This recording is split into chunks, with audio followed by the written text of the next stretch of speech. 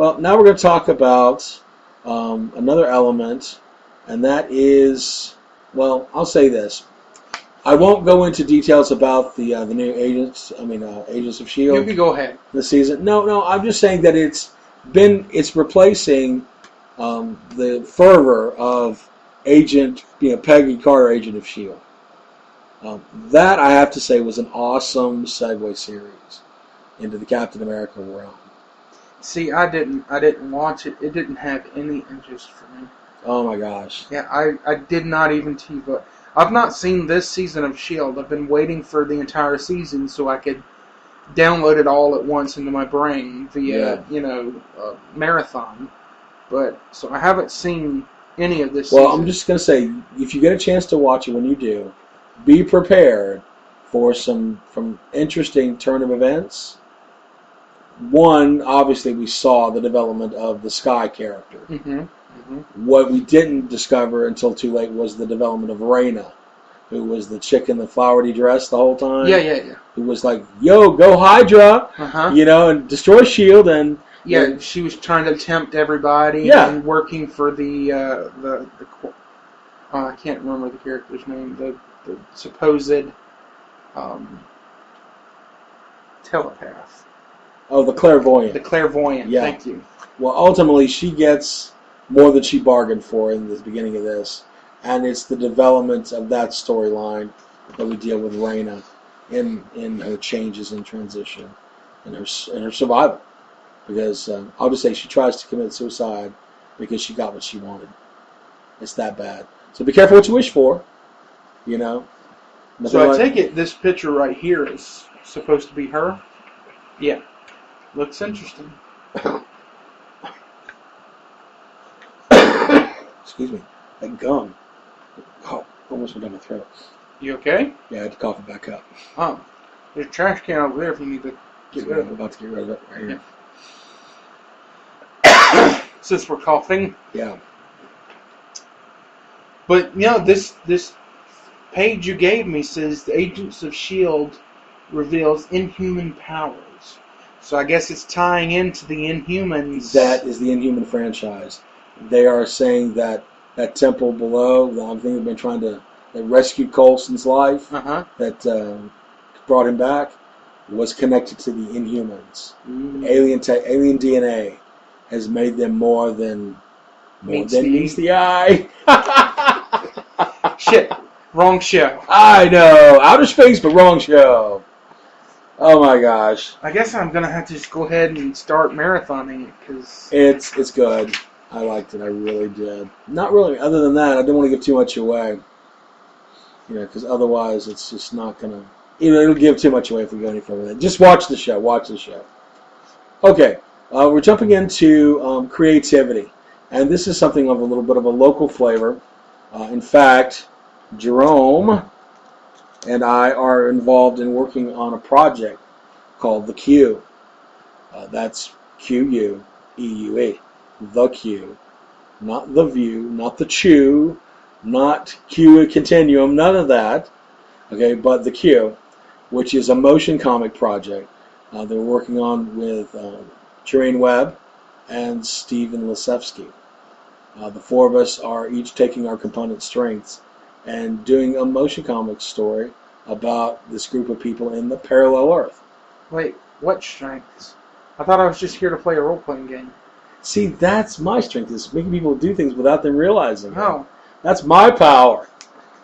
Bastard manager type, huh? That's right. No, actually, Jerome and I have been working out the script and the dialogues and really going forward with getting some solid introductions together for character development. So I think you're going to enjoy the way this is unfolding. It's out-of-the-box thinking, from my perspective, of what Jerome has developed some very interesting villains. And oh my gosh. Do you want to mention them? Or you want to talk about them? Pick your favorite and talk about the one favorite, and that's it. Oh gosh, okay. I'd have to say hero or villains. Okay, now you're putting me on the spot. My favorite character is actually, I have to say, is Aura. Yeah. And only because the character not only is of an ethnic background, she's an underdog character. She's like the only female lead on this team of men, well, men and boys, shall we say, who has to prove herself. But she's that mother hen character development that you put into her. She's the guardian persona, and I've always, equated myself parallel to that guardian type character archetype. But her abilities involve a force field generation, different shaping, different strengths, different elements.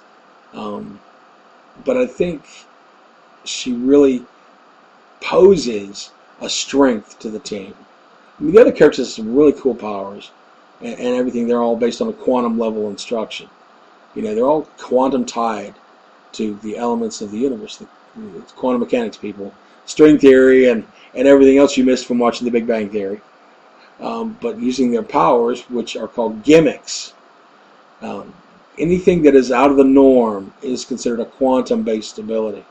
Could be mechanical, could be artificial, could be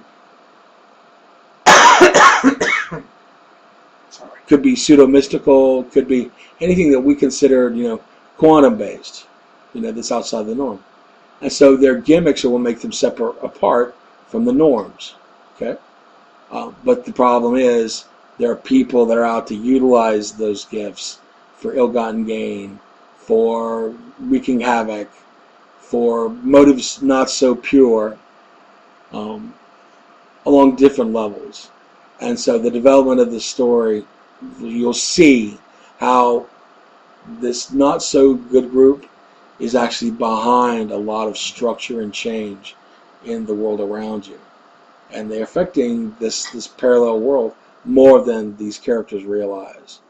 And that's the tough part, is how do you find an enemy you don't know is there?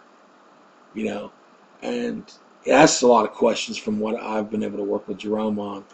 So I hope you get that interest out of that story.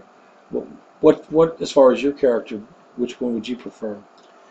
I think my favorite characters are the twins, just because the personal aspect between the two and how they interact with each other as the world around them. I like that dynamic of the character. Well, that's Victor and Victoria. Victoria. Yeah. I'll give a little synopsis. Victoria are twins in parallel universes. Victoria was born in the main universe of the story, and Victor was born in a parallel universe. Same exact time, same exact place, and they're connected via this strange quantum entanglement. Exactly. That. I was going to say connection, but that works too. But Victor's powers allowed them to teleport into each other's universe, but they cannot occupy the same universe at the same time. Right.